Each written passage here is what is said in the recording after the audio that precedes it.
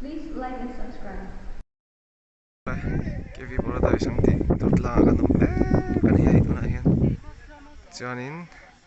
khá tập bỏ son trở lại lấy roll roll roll thar roll lần mà tụi nói hun hi anh ti dan ta cả khut lang lung len này hun tan lung len hun này hong anh ti rồi mấy bút xíu à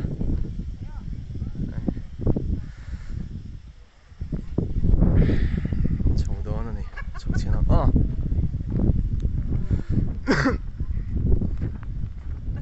ê có lẽ anh hong em lệ anh xin đón nha anh hòn lẩu chuan anh lụt thấy đón lẩu thì nó anh ăn mà là han cái to ăn nghe pu phantom sorry cái vi chọn chúa anh là cái vi ruột pa pu chọn chúa mà chúng mình nó bùi ăn mình giàu ta mà han anh ti anh khắp khan hi à là thấy em mà cái tăng car em muốn đi anh hi tuần mà chuan anh cầu chuan entry fee hi som hi nga ti vel khan ni a poi va chung lu thei don lo hai poni se hu ta khon an om boka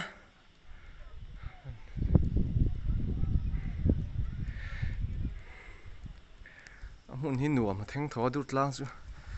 zinga hanin avat don se kan tirin haluma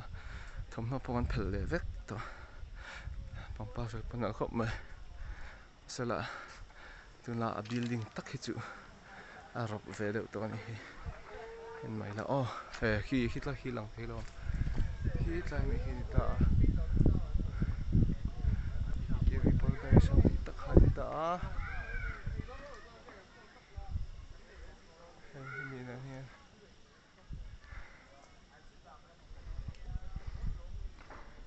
hi tlai hi a thlan khania a thom no hak level te pon da a chuan a chung hi kot zol khania ilaben cross pathum om ani chuan zana light level hi a tho to vakin ring lo a tlai de po hi building hi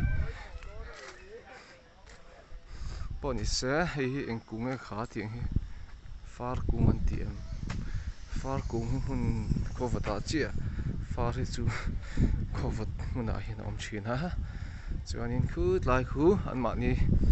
KV multi purpose amani an school ang lo khania swimming pool te po oma field te po nei tha khop mai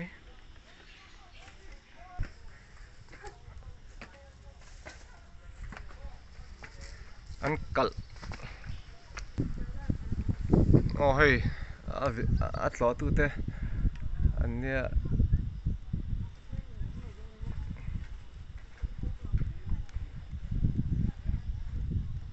lu thei se chu nuam tur ania lu thei se chu nuam tur ania setting tur wang box se ti hon ti sak ve ane chuan i ran bye bye chuan heta hianin khu tlai khu han an nak ang khatlam pang khu eden thar lampang kha ani khu tlai khu nge BSUP antimi in nei lo ho khu dur tlang ni lawin eden thar ning ka ri so lo chuan lang chiang he vak lova chuan itlam panga hian hei hi ni le a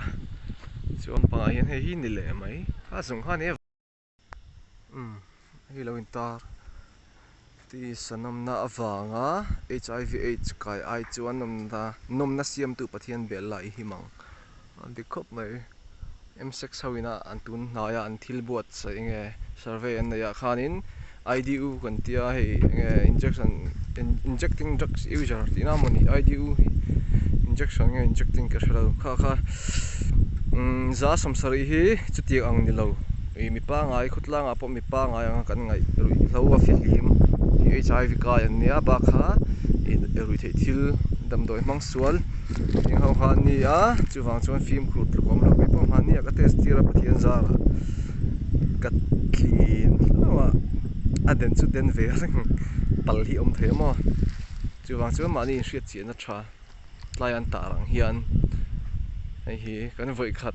chet sual khan in kan dam chung nun kha ti che thei chuwang chuan i chet sual lo sham tu kha tha ti kha kan soi du lok ani e ole